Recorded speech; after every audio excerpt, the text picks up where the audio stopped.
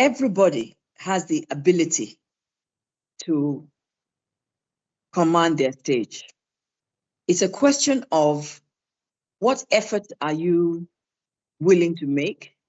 What price sometimes are you willing to pay to enable you to make your individual mark wherever you happen to be, in such a way that you not just control your stage, but you command it.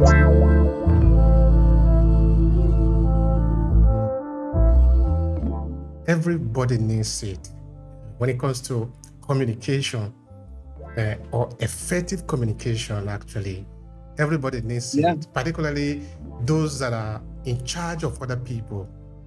Because now, if we take just a step back in history, not very long ago, we look at people like Martin Luther King, Chi, even Adolf Hitler, for example.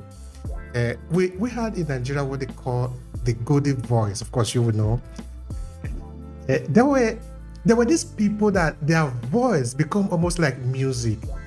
But one thing we learn now is that this guy we're not born like that. They have to learn it.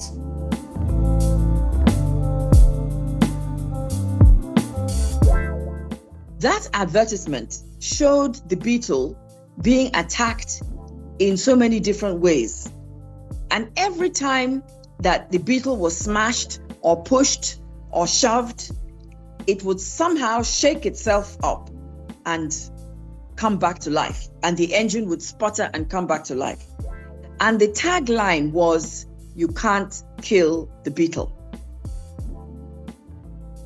That came to mind as you were talking about how Nigerians are resilient and how Nigerians always bounce back. That can do, that must make it spirit is within all of us.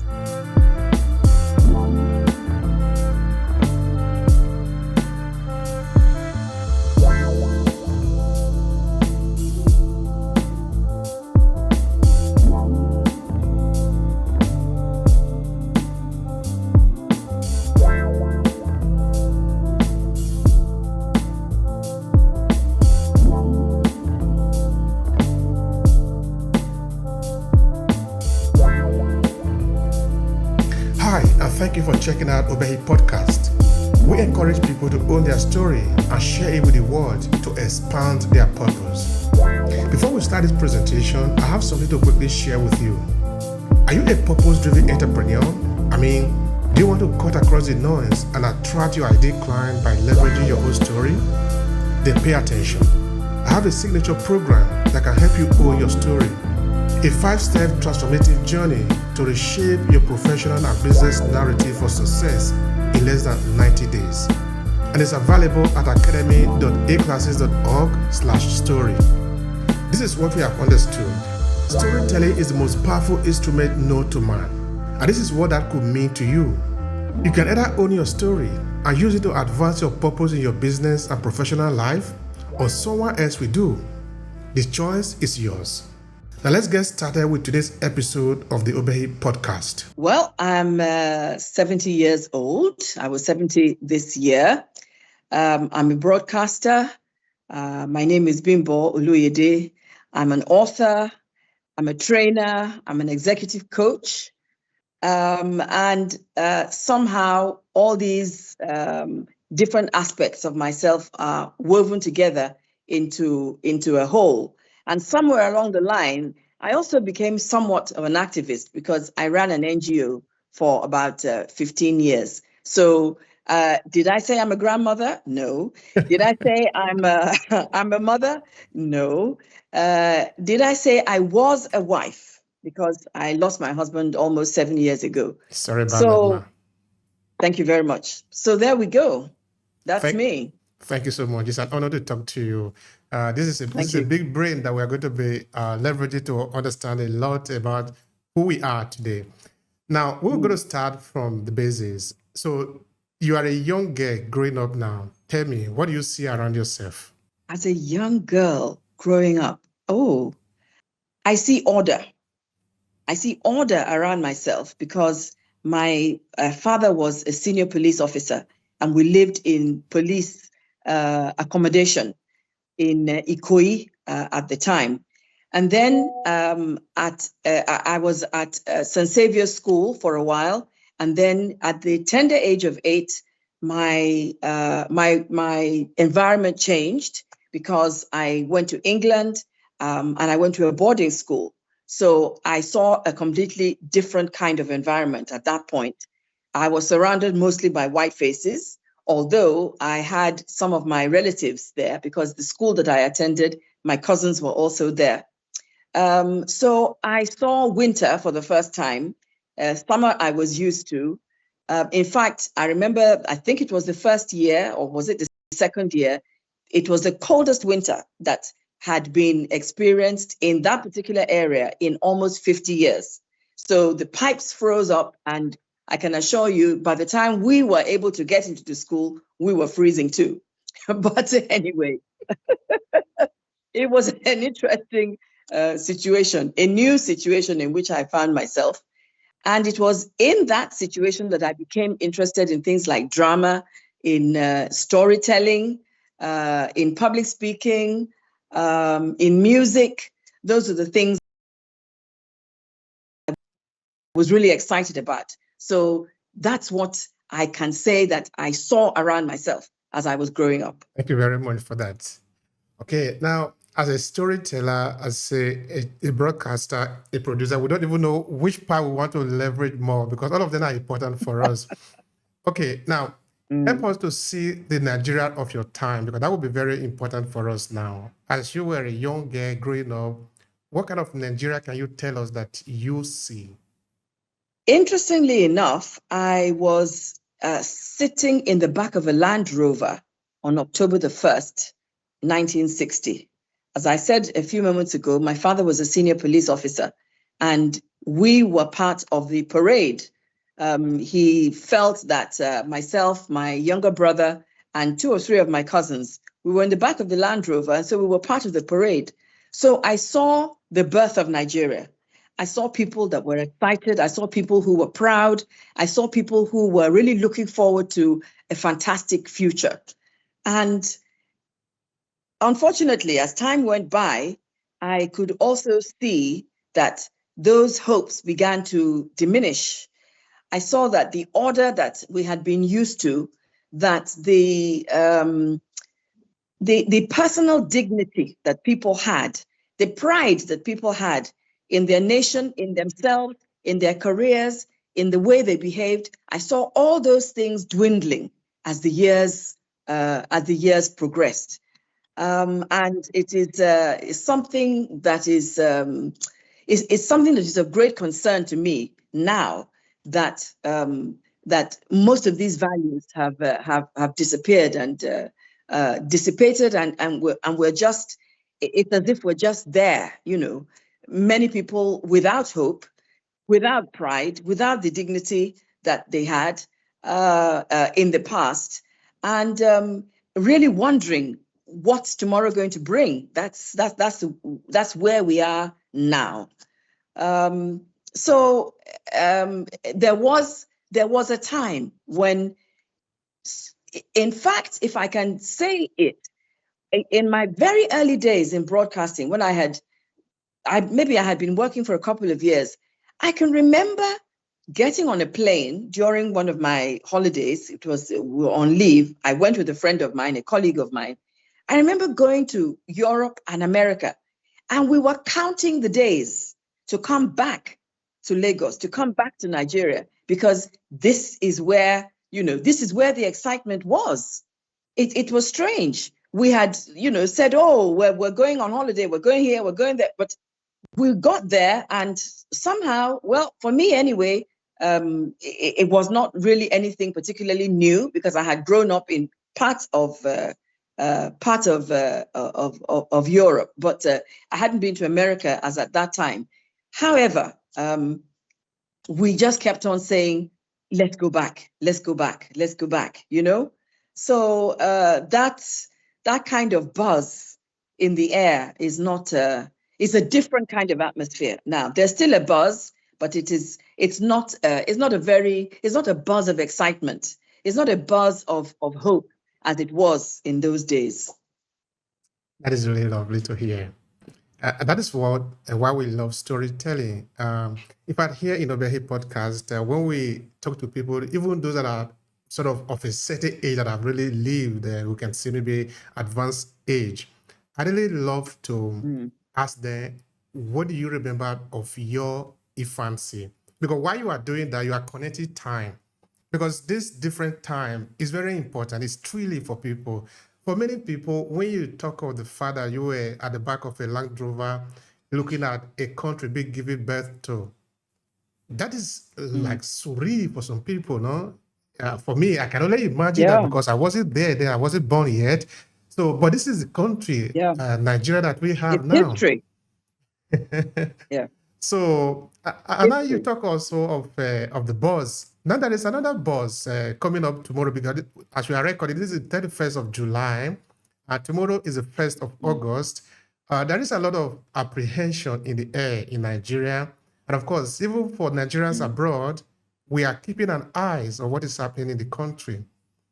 So I remember one time I was talking to the chairman or the president of the National Orientation Agency in Benin City, and in the branch of Benin City. Then I was asking him, what do you remember of your growing up? He told me how they benefited from the free education in Nigeria. He got to education free. He didn't have to pay for anything.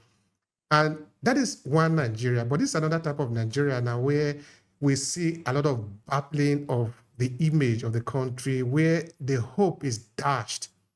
You see, sometimes we try to find out, but what have gone wrong? What have got this trade derailed?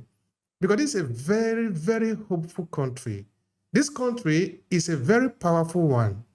This country have a lot of opportunities. It's one of the most blessed countries in the world. What have happened to that hope? I think hope took a walk. It took a walk in the park. It used to be in the park. And when it left the park, hope began to move towards the desert, where there's little water, where you don't see too many flowers. In fact, what you will find is things like cactus, where you will find the kind of animals that are survivors. That is where hope went to.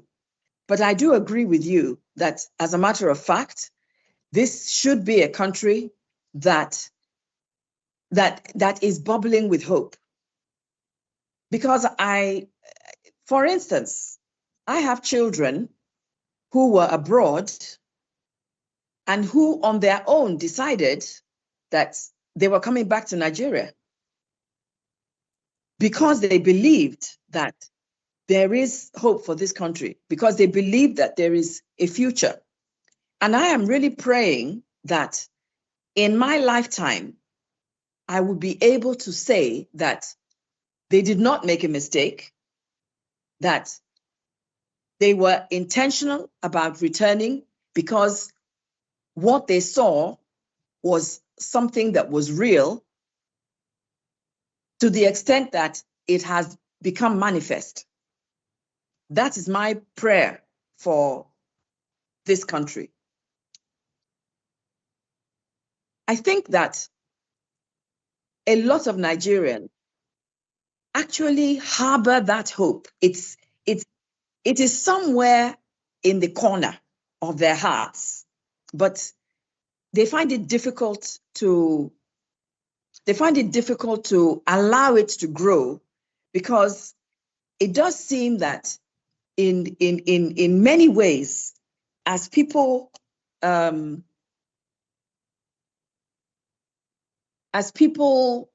will I put it now?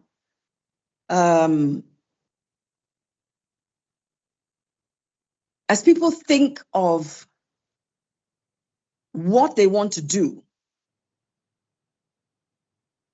they take 5 steps forward, or maybe that's even too many. They take 2 steps forward, and somehow they find themselves being pulled 3 or 4 steps back by systems, by people, by culture, sometimes by tradition, sometimes by poverty, by so many different apparent negatives.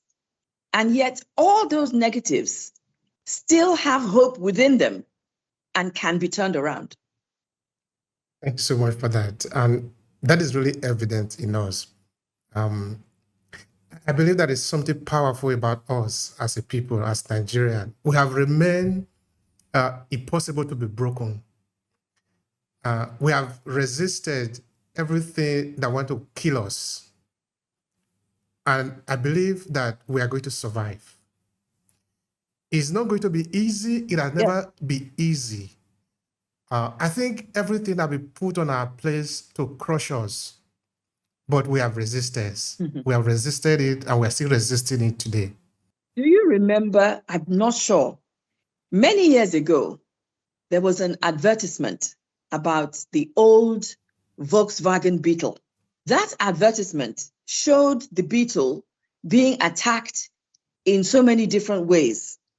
And every time that the Beetle was smashed or pushed or shoved, it would somehow shake itself up and come back to life. And the engine would sputter and come back to life. And the tagline was, "You can't kill the Beetle." That's powerful. That came to mind as you were talking about how Nigerians are resilient and how Nigerians always bounce back. That can do, that must make it spirit is within all of us. Yeah. And we must keep that candle alive. Because you see, if you look at different countries that are of significance in the world, we have all the card. We talk of the population, because that, the United States is over 300 million people, if I'm not mistaken, but they still accept a lot of immigrants coming in because you need numbers. There is nothing you can do about that. You just need the numbers. They need it. Mm-hmm. You cannot be a country of 500 people and you want to really be of substance in the world. There are a lot of things that you cannot do. You need to produce, you need to distribute, you need to consume, you need to do a lot of things. That is one. We have also resources. We also have the land. We also have, I know we have a decay mentality sometimes that is working against us, but we also have a counterbalancing mentality that make us to be able to go against anything that want to kill us. So I believe that we are going to survive. I really do. Yeah. All right, now tell me something. How did you get into journalism? That is important for me. By mistake. Let's learn about that. Yes, well, I studied stage management. And when I came back to Nigeria, where I was able to get a job was in the old NBC TV. And I was employed as an assistant producer because with stage management, you learn about lights, about sound, costume, things like that. So that was where I was placed. But then at a certain point in time, about maybe 9 months or so after I was employed, the then head of state was assassinated, and we were asked at Television House to produce a program that would eulogize him. There was a curfew at the time, and our regular artists were not able to come to the studio or come to the station.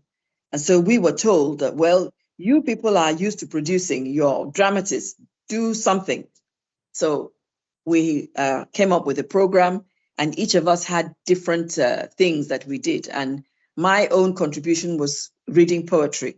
At the time that I was reading the poetry, I had no idea that the powers that be in the station had taken a decision that they were going to start what was to be called network news, that they wanted to have a nationwide broadcast, and they wanted males and females as newscasters. So I had no idea about that. In fact, most of us did not know because it was a plan, it was under wraps. So they saw me read the poetry, and a couple of them said, well, why can't she do it? And that's how I was given 24 hours notice. Basically, I was told to come to the station the next day with African attire, and that I was going to go to the newsroom, rehearse with the male news caster, and that we were going nationwide live at 9:00. And that's how I found myself becoming a newscaster. So I was with the presentation. I was moved to the presentation department for about maybe 3 months. And from there, I was moved to the news department. And that's where actually I really started working as a journalist. That's so lovely. That's so lovely. But I'm coming to the poetry. But before we get there just now, you see, everything we're talking about here right now is story. And all these are really important. Nothing here is just casual. They are all relevant to us. But first, tell us, the head of state was killed or assassinated. Tell us about the head of state and the atmosphere of Nigeria at this particular time. All right. Well, it was the late General Murtala Mohammed. When he was at that time, he came up with a whole lot of reforms, which apparently some people of note did not appreciate. And it so happened that there was a coup and he lost his life. And then General Obasanjo took over as the head of state. So if you want to talk about the atmosphere within the country at the time, it was tense. We, as journalists, found ourselves being closely monitored. They always wanted to know at Dodan Barracks, that is where the headquarters was then. Lagos was the capital. So at Dodan Barracks, they always wanted to know where we got our various news items from. They wanted to know our sources, and we were constantly having to inform them where we got the information from. So it was quite a tense atmosphere. But well, people got used to military rule and the military style. And I think that's what I can say about that period in time. I think that journalists, those who were brave enough, confronted issues head on. Some were not allowed to. We had some people in government institutions, in government media organizations. In some instances, they even decided on self-sponsorship. I mean, they censorship rather, not sponsorship. They censored the information that was going out even before the military could say, we like it or we don't like it. But there were those, as I said, who were bold, who decided that it was important to be professional. And so we were trained to do the right thing. And well, that's what we did. That's what we did. All right. You see, Nigeria had a long period of military rule. Of course, just after a few years into the independence in 1960, we started to have this interruption that, of course, lasted for several years. We don't know, perhaps that is where our trouble started from. But in any case, that has been it. That is what it is. And because that is what it is, and that is what it has been, I think also something have grown among the Nigerian people, which is this resilience. Because we see now, even during this period that was very tense, like you say, we still have people speaking, and we still have journalists being able to, at some time, stand up. Of course, sometimes it was really challenging for most of them. Okay, we cannot forget names like Fela Aníkúlá Kuti, and of course many other individuals who will really stand face to face to the military and tell them, hey, you are doing wrong to your people. You know, So it means now that it comes back to what we were saying before, that in the Nigerian spirit, there is something that cannot be killed. There is something that cannot be conquered. We know what we want, even though we might not be able to get it now because the power that be might be too much for us to hold. But deep inside of us, we know what we want. We know what is wrong, we know what is right. And sometimes we are able to say it irrespective of the cost of it.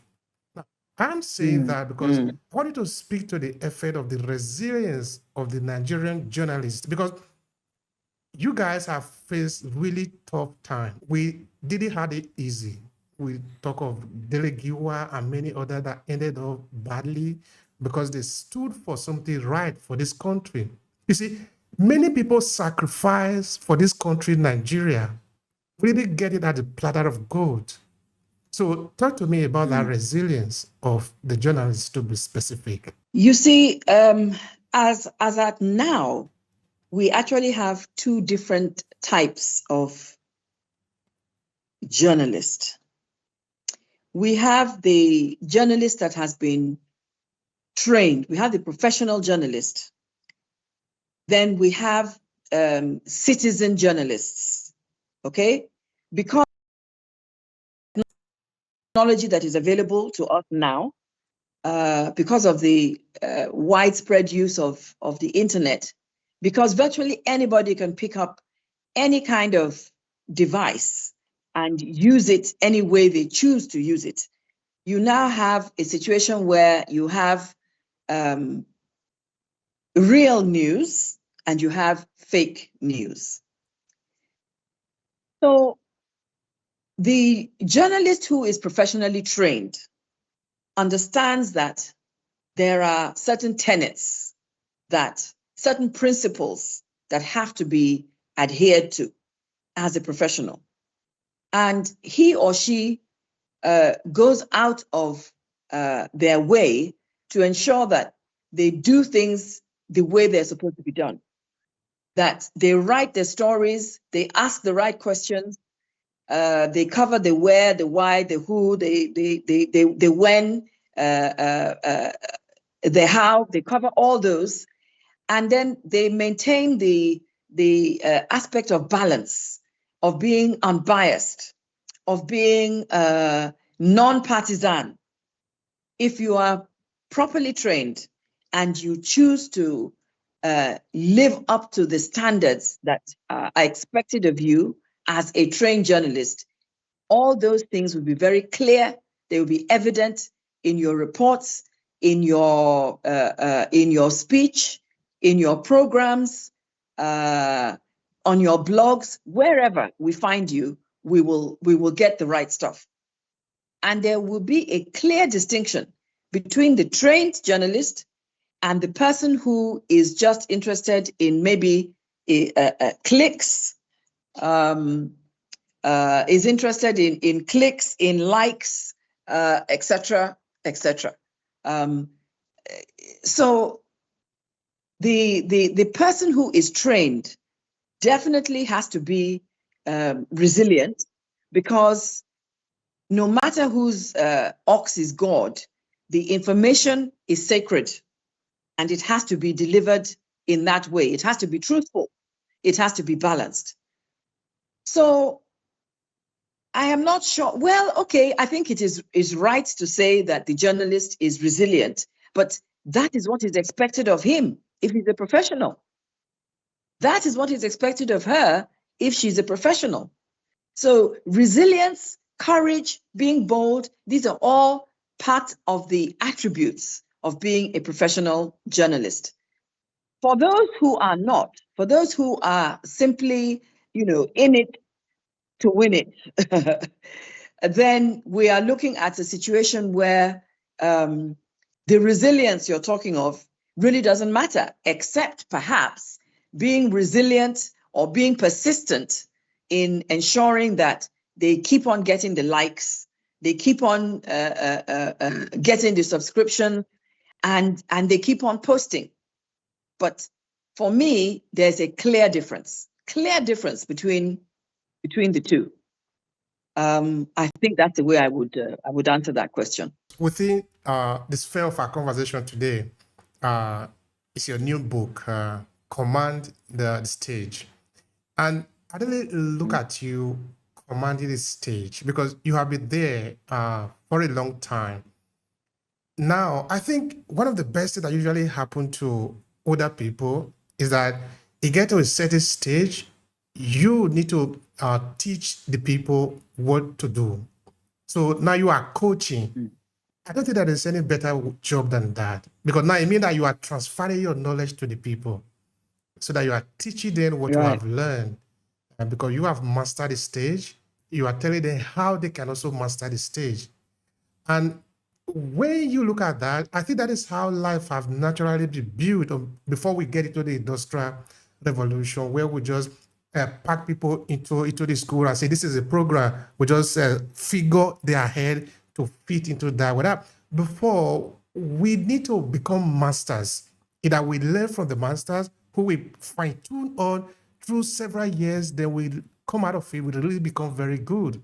Yeah, you can look at, if you, I don't know, you're a Christian, you look at the life of Jesus, for example, or Muhammad or Buddha, but these are just only few, but there are very many in our society. That is how life has been, so that we are essentially in a perpetual journey of becoming a better version of ourselves. And of course, we need people who can help us, show us the way, because they have passed the way before.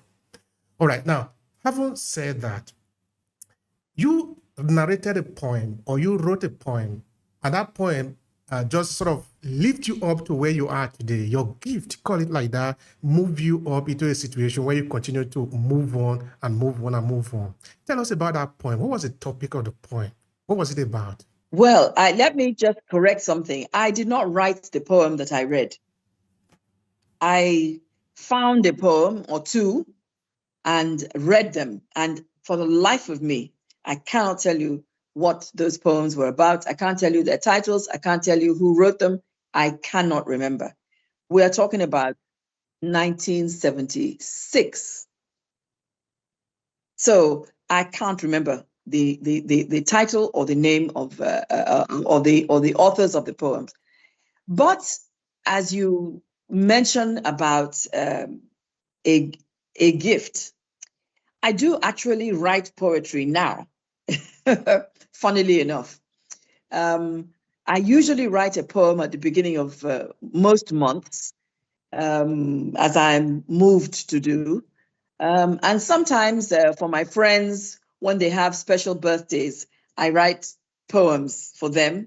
And I put the wordings on, within a picture frame that has that shows them, and it is, specially written for them.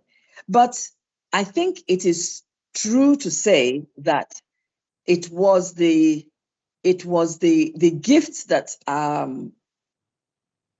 that I was able to develop through the largesse of my parents, because they paid for me to have elocution lessons and drama lessons when I was in primary and secondary school.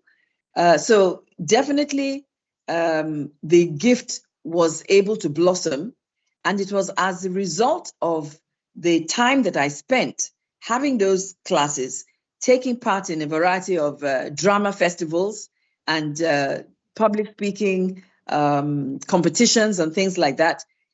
That is actually what prepared me unknowingly for the job that I eventually had, for the opportunity that eventually came my way as a newscaster. When I joined, then it was NBC TV. It hadn't even become NTA. When I joined the station, I had absolutely no idea that I would end up by being in the news department as a newscaster. That's what we were called in those days. Now they're called news anchors. So yeah, the gifts made a way, and the gifts came from God. All right, that's lovely. That's lovely. I also like that part. Okay, we're not going to trade that today when we'll be talking about spirituality, because that is something that is also fundamentally important here. You see, this podcast is actually dedicated to the people of African descent, particularly those in the diaspora, so that for us, the question of identity is fundamental. The question of spirituality is fundamental. But anyway, we might not touch that today. Maybe we might go there. We don't know. We just let the story flow on its own. Now, command the stage. What does that mean? Command your stage. It is a book that is about my journey, my experiences over 5 decades in the broadcast profession. Not just as a broadcaster, but also handling live presentations, because over the years I have moderated, I have been an MC, I have compared a variety of programs. So I have had a variety of experiences, and also these experiences that I garnered, I kind of interlaced those experiences with research, because I also discovered that a lot of people are not able to express themselves well. A lot of people are terrified of public speaking, of speaking in public, specifically. And I have trained many, and I have enabled many to move from that point of fear to being bold as speakers. And I felt that that ability to stand on a stage and face an audience, it takes a certain process. It's not something that, you can master overnight. You may have to have a gift, but you may not. But then if you are the MD of a company, a CEO, a manager somewhere, and you have to make presentations, nobody's going to ask you whether you have the gift. It is mandatory. You have to do it. So how do you set about doing it? So I wrote Command Your Stage. As I said, I did some research. I looked into a variety of aspects to do with presentation and public speaking. There are 12 chapters in the book. I asked the question, do you deserve an audience? I talked about the barriers of the barriers of communication, or the barriers that exist against you being an effective public speaker. I looked at what presentation is, and I looked at what presentation is not. I looked at a variety of things, and I think that if you are someone that needs to speak in public, you will get a lot of information from this book, and it will demystify a lot of aspects that have held you back. If, on the other hand, you're somebody that is a regular public speaker, you will also find a lot of new information, because I talked about different types of frames, speech frames, that enable you to put your speech together and work within a specific type of speech frame to get a particular kind of result. I added a lot of quotations that I felt would be useful if you are putting together a presentation or a speech. Generally, in fact, since the book was written and presented to the public, I've had a few conversations with people who have pointed out to me that the ideology behind Command Your Stage actually could be a blueprint for life. Because all of us, in our various spaces, on our various stages, need to be able to command that space. And you see, if you're going to speak professionally, if you are going to be regarded as someone who can address an audience, you have to go through a process. And it is that process that you go through that also enables you and builds you to be able to handle life's challenges. Because you've got to have certain types of attributes to be able to do it. For instance, if you had a bad reputation and you invited me to come on this podcast, I wouldn't accept. I would not accept. So, in the same vein, if you're notorious as opposed to being notable, who's going to invite you to come and speak on a stage? Who's going to invite you to address an audience of 1,000, 3,000, 5,000?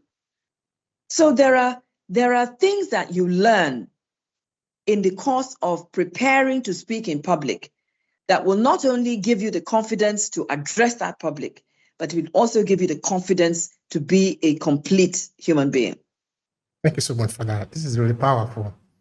I like the fact that you pointed out there that everybody needs it when it comes to communication or effective communication. Actually, everybody needs it, particularly those that are in charge of other people. Because now, if we take just a step back in history, not very long ago, we look at people like Martin Luther King, Churchill, even Adolf Hitler, for example. We had in Nigeria what they call the golden voice. Of course, you would know. There were these people that their voice become almost like music. But one thing we learn now is that this guy we're not born like that. They have to learn it. Absolutely. So that today, when we see some of our politicians, I'm sorry to say, they are not able to arouse our passion. Some of them, I'm not saying all of them.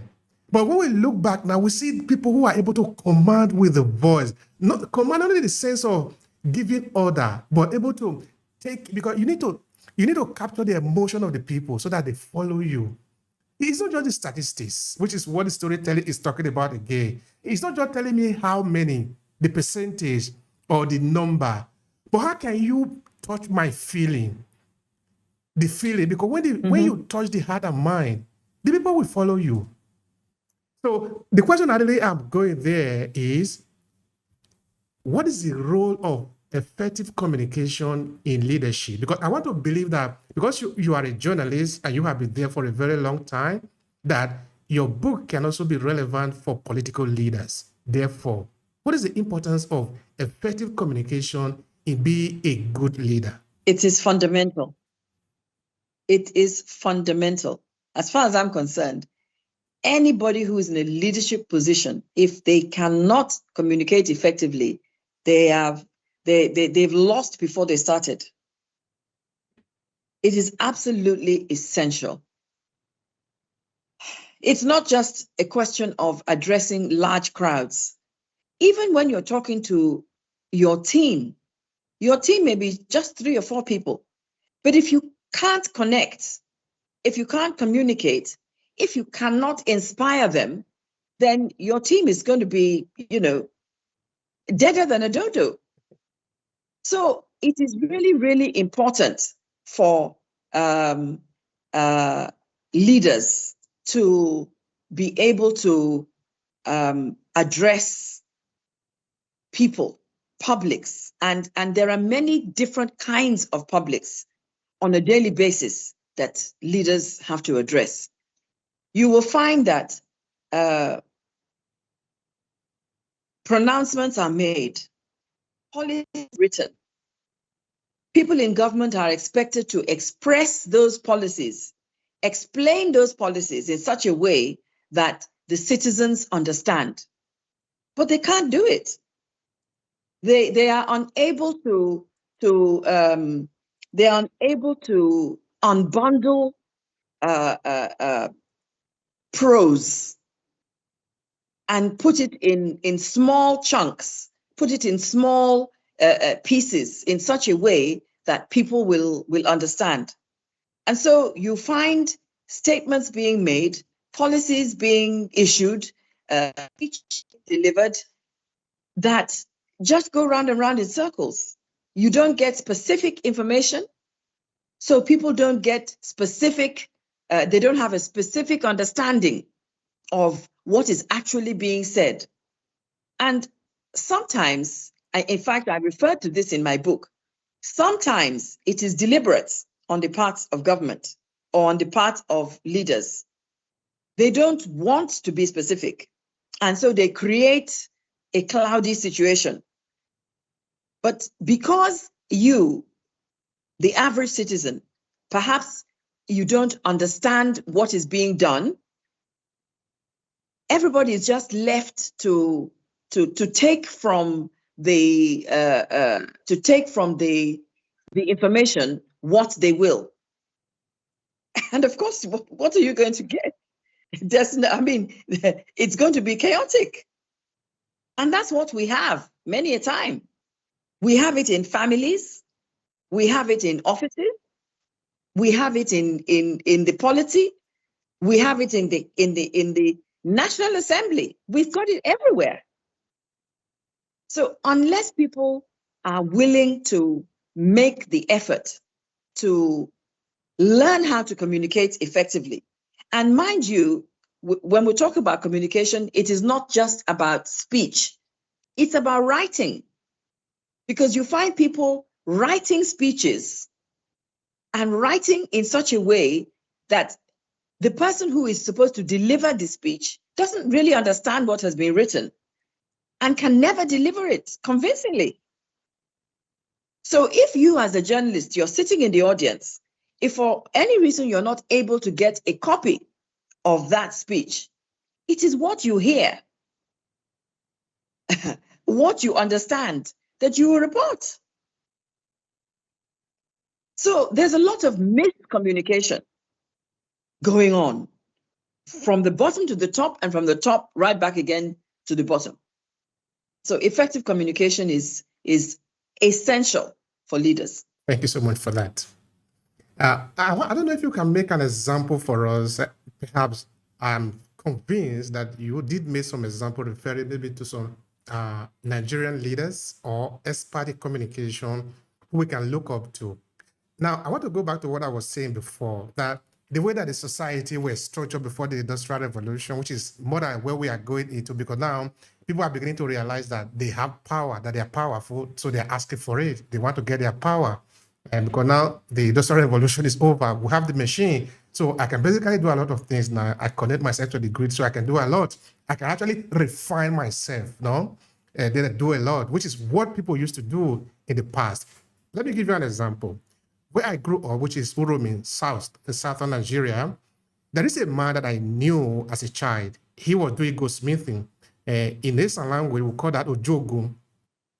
Now, because he was doing it for a very long time, okay, he was having a problem of leg, he wasn't walking very far away. So he was always doing this.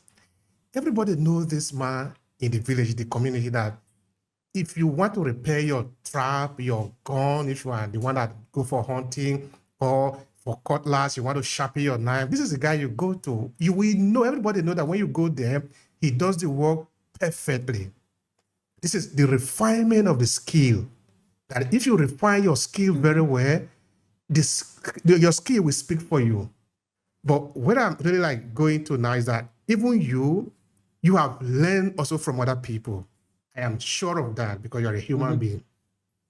Okay, in your book, did you make some reference, or maybe not only in your book, but in your experience, did you see a leader in Nigeria? Because I don't want us to make reference to US or Europe or wherever.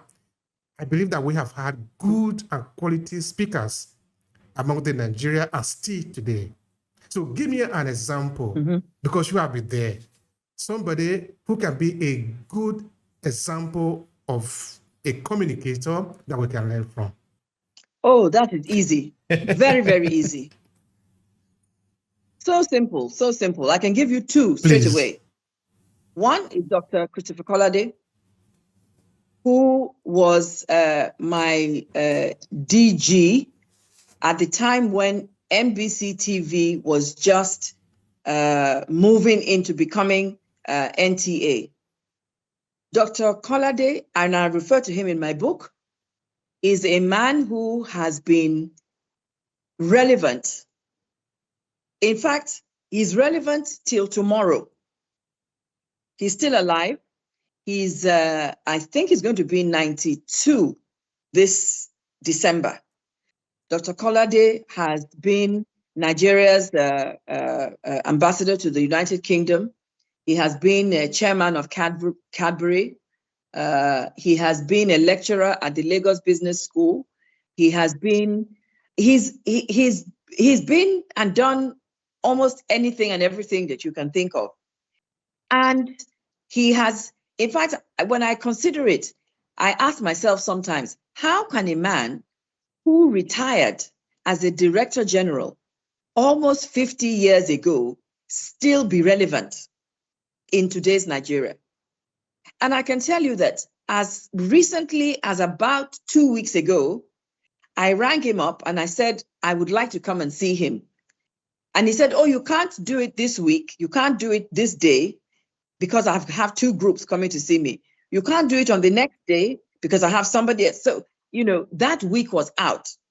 I had to wait until the following week. And even since then that I visited him, I have seen on social media a group of people who started a project with him, and they posted the picture of them. And so Christopher Kolade, for me, is an ideal candidate to answer your question.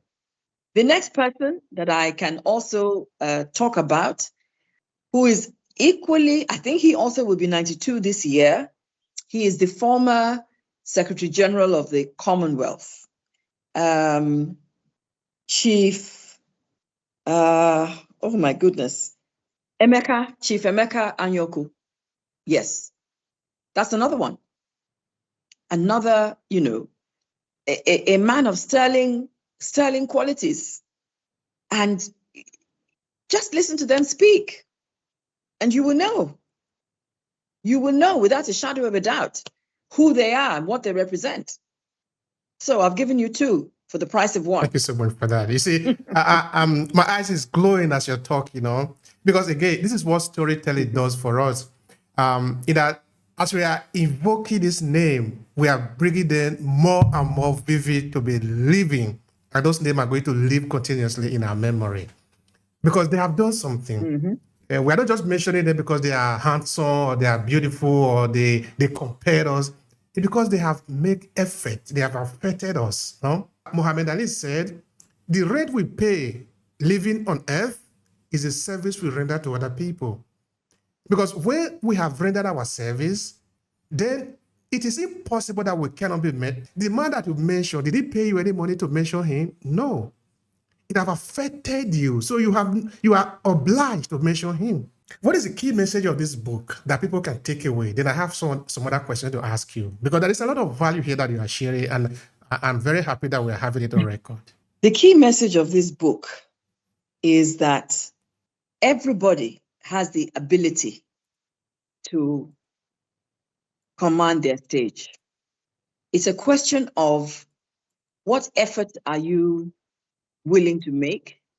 What price sometimes are you willing to pay to enable you to make your individual mark wherever you happen to be, in such a way that you not just control your stage, but you command it. That is powerful. That is really powerful. Now, there's another thing I want you to quickly touch as we are moving towards the end of the conversation. Your coaching. And you see, coaching, I don't know how long you have been in existence, but I think it is fundamental in the time that we are living in today.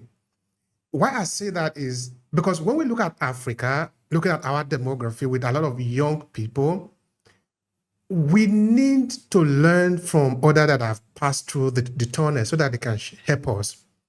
So that we need more coaches, people who are going to make themselves available.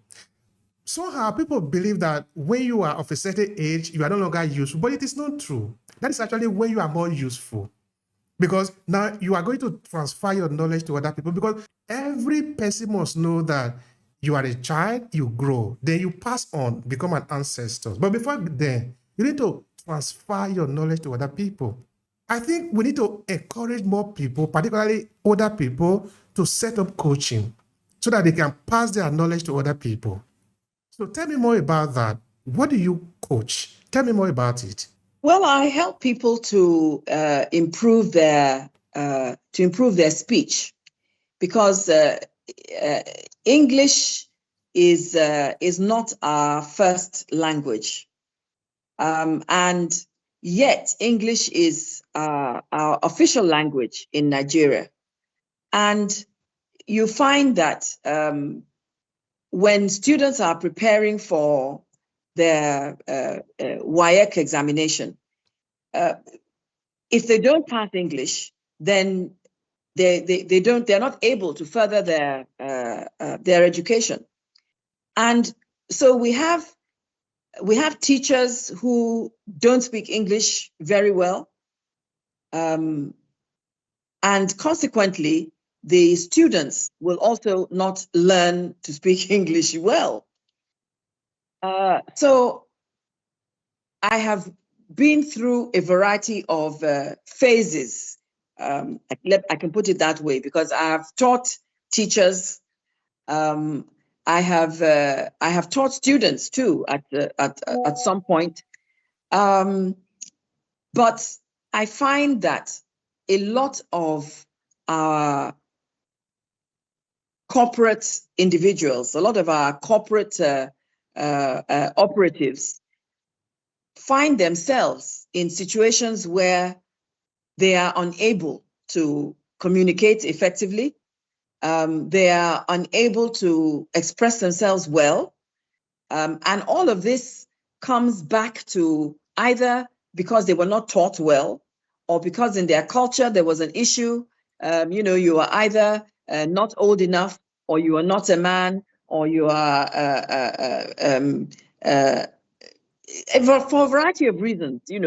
People were not given the opportunity to express themselves when they were growing up.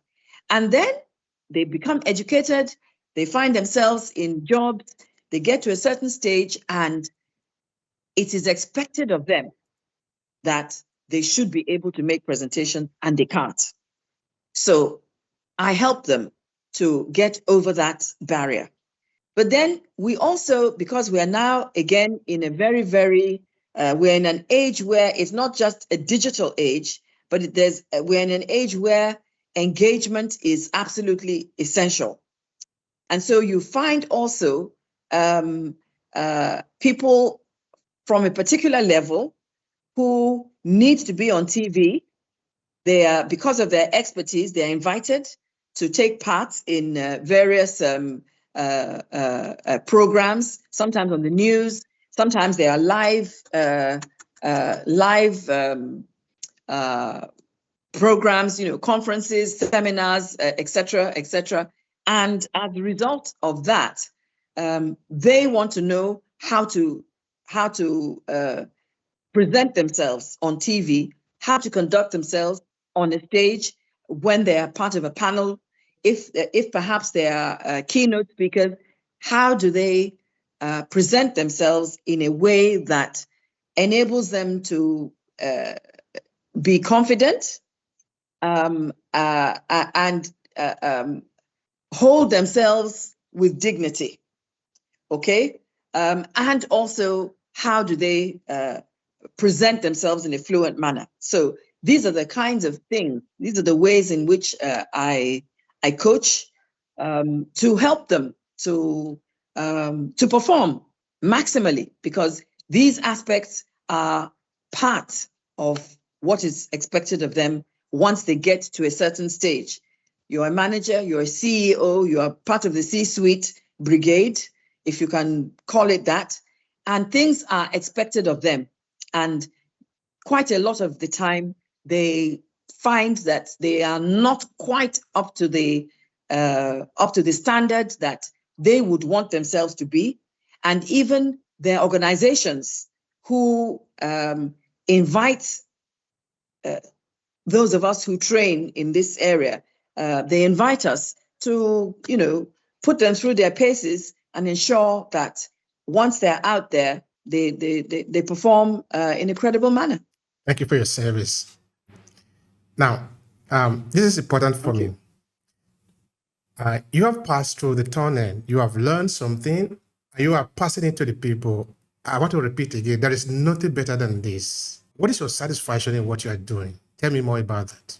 Oh, well, you see, when somebody comes to you and does not have an understanding of how to speak in public, does not even realize that they have what it takes, that they are unique in themselves, and that what they know and what they do is enough of a qualification to make them stand on a stage and be reckoned with. So when they have that understanding, when they learn how to speak, when they improve their pronunciation and they become more confident, and then they now learn how to speak and connect with an audience, how to write to make themselves connect with an audience, you will suddenly see that there is a light bulb moment, an aha moment when it clicks. My satisfaction is watching them get to the point of that aha moment, when the light bulb clicks, because at that point, there's no going back. Once they have that sudden realization that, oh, wow, I can do this. I can make impact. I can connect. I've got things to say, and people will listen and they will understand. Once they get to that point, it's beautiful to watch, because at that point now, they can become creative. That's lovely. At that point, you say, well, yeah, it is done. It's done. That's lovely. That's lovely. Right now, some people are out there listening to you. They want to learn more. How can they connect to you? How can they, most importantly, get a copy of this book? Well, it depends on where they are.